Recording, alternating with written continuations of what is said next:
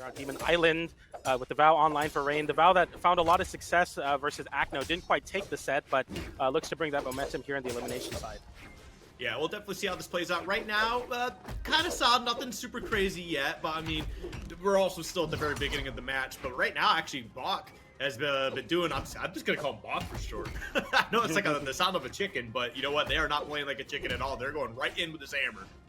Yeah, the Roman Reigns, the Taros, has found so much control and dominance in the current meta. Really a character that only needs a couple hits and you get put in these really rough situations. Ra1n with a sidelight into recovery there on the gauntlets, which have been kind of the moneymaker for Ra1n in this tournament so far on the Vow, but you make a slight misstep and Bokonko with the Roman Reigns and the hammer is going to take that stock with the downlight side air. Yeah, definitely huge. And now actually just kind of switch it to the axe for at least the second run of the stocks here. Try to see if they can make a little more noise with that. But we do see Ra1n evening it up here pretty quickly. Actually didn't take any damage at all, so straight even all the way through. And with these gauntlets, look at that. Still putting some pretty solid damage, getting the pressure on, not allowing them to pick up that first weapon. But Bok does eventually pick up that hammer. We're going to see if they can get the work once again.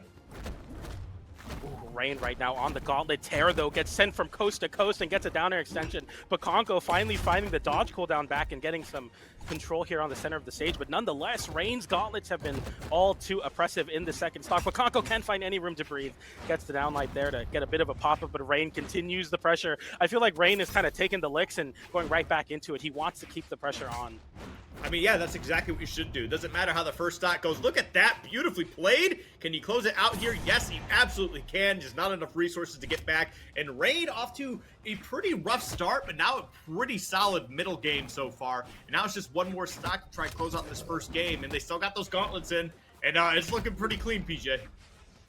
Yeah, I mean, if there's anything, though, that we can say about Bokonko so far is he can get his hits in, because when he does, sometimes they're just enough to KO. That down air is going to be able to scoop the jump from Ra1n, and we are down to a last stock situation here. Game 1, Demon Island, Ra1n versus Bokonko with Ra1n on his sword finally for the first time in this set. I feel like the gauntlets have been really the star of the show for Ra1n's offense, and the same could be said about Bokonko's hammer, who looks to rack on that damage a big way. Ra1n in a bad spot, gets downlight into Nair. The hammer has been really successful for Bokonko. It's going to be on Ra1n to see if he can break the mold here. Yeah, but now we got those gauntlets right back into play. Oh, Speaking no. of breaking the mold, huge combo putting them off stage what a here. catch. Can you clean it up, or do they get it? Actually, they do. I think he's run out of resources, and the weapon toss for extra credit just to ensure that they are not coming back here. And Ra1n with a beautiful end to this game. What a combo, my goodness. That was so sick. I mean, Ra1n got that opening and didn't fumble that edgeguard sequence. It becomes kind of tricky when you have someone off stage, you don't quite have the KO locked in, but Ra1n stayed solid there, continued the rinse and repeat, and finally found that gravity cancel neutral light with the weapon toss to tap it in to close that one out. It's so important that you take those opportunities and execute well, because as soon as Bokonko gets an opportunity to come back, we were seeing they were able to reversal so quickly. So good on Ra1n to lock that one in on the gauntlets as we get into game 2. This is super close so far, though. Yeah, no, definitely a very tight game. That's exactly what I like to see. But, you know, that's kind of like, for like Taros, you know, and just characters that fit this archetype where they're a little bit slower, but they pack a punch. It's kind of the name of the game. They can delete stocks like quick, fast, and in a hurry, but they are also just susceptible to just getting absolutely bodied if they're not careful. So that's kind of what we saw in that first game. We'll definitely see how this one plays out right now. It's not looking too much better because Ra1n, oh, that was beautiful. A classic Demon Island Vow setup. Gets the side stick to spike down and just easily tapping it in, but I can't even give Ra1n his flowers because Bokonko's looking to take the stock immediately after, swinging for the fences with these side airs. Finally just find a connection there, switches over to the axe. Ra1n with reversal on the ground pound attempt. Bokonko still hasn't touched the stage after going for that ill-advised ground pound. Ra1n playing very on top of it because he's willing to take the hits because he knows Bokonko will hit him, but as soon as he gets back to a situation, he's ready to start swinging again. Ra1n is all too aggressive. Finally, it doesn't work out, though. Bokonko gets that down air reverse to catch the scoop, and now we're down to a 2-stock apiece situation, man. This is real close. Yeah, no, definitely a little bit worrisome here. But Bok, I think, can still find a way to kind of battle back. I mean, it just kind of depends on how Ra1n's going to play the rest of the way, because, like, when they're getting their openings, their combos are clean, they're crisp, they're not really dropping anything. They might whiff a couple things, but for the most part, they've been on point here. That's another stock gone, 2 stocks to 1 scenario. And gonna hop to allow them to pick up the weapon? Okay. That's like the Puss in Boots thing where, like, what is it, the wolf is like, pick it up.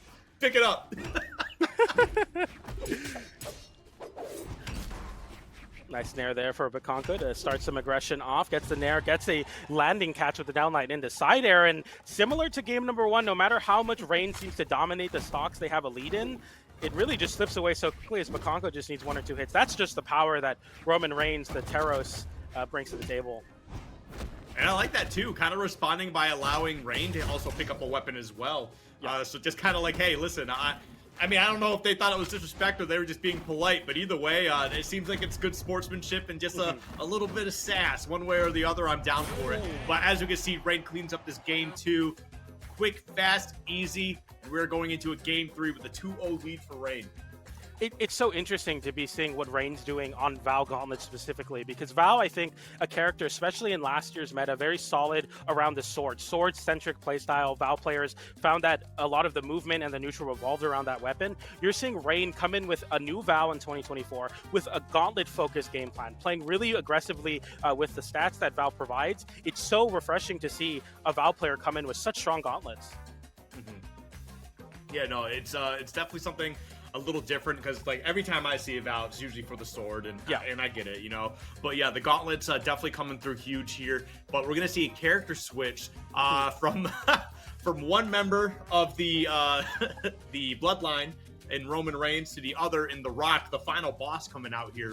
So we're gonna see how this plays out. I mean, basically switching off the axe for Qatar, so maybe a little bit of that extra speed in terms of attack. So we'll definitely see how this plays out. And the Rock with lightsabers is just not something I was expecting to see today. As Guardian Light Qatars on the Rock, I mean, this is going to be I mean, I don't think I've ever said that sentence or dreamt of saying it, but nonetheless, we are here with the Rock, the Sentinel crossover. You know, the hammer was working out, the axe not so much, so maybe trying to contend with the speed of gauntlets with the Qatars, and so far, Bokonko taking it in stride and doing very well with this counter pick. Okay. Yep.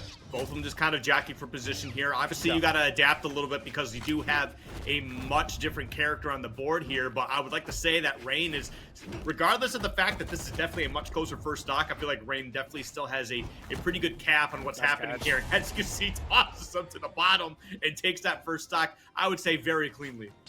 A little bit of that taste of your own medicine with the hammer. Went for the nair reversal there, but didn't quite matter as Bokonko just finds, I think, the neutral stick to close out that stock pretty cleanly there as Ra1n switches over to the sword and looks to contend with the aggressive Qatars with maybe a little bit more range on the sword. Okay, there we go. Yep. All right, Sanchez right back with the Sig. Yeah, both these guys just kind of throwing out some options here. I feel like, okay, he likes that Sig. Oh my goodness.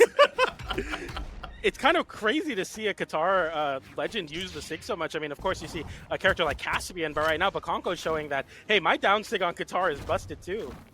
Yeah, this thing, I mean, he's comboing into it. So, I mean, like, it's definitely pretty solid. Look at that. Finally has a lead here after what seems so long. I think they haven't really had a lead since, what, that first stock in game 1?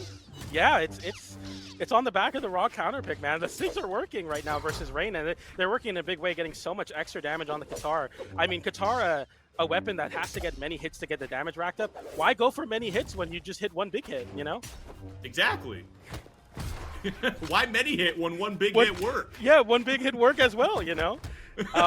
Nonetheless, Bokonko trying to bring that energy into the hammer as the downlight side air comes in. Ra1n forced with some sweat beats off stage, a scary spot, but a reversal with that gauntlet recovery, and Ra1n forcing a last stock situation. I'm impressed right now by the Bokonko Rock counter pick, I'll be honest. Yeah, and then all of a sudden we're kind of seeing that truce broken here, where they have been allowing their opponent to come in and grab that weapon. Ra1n opts to not allow them to have that anymore because, like, they recognize the situation that they're in. Oh my God, BJ!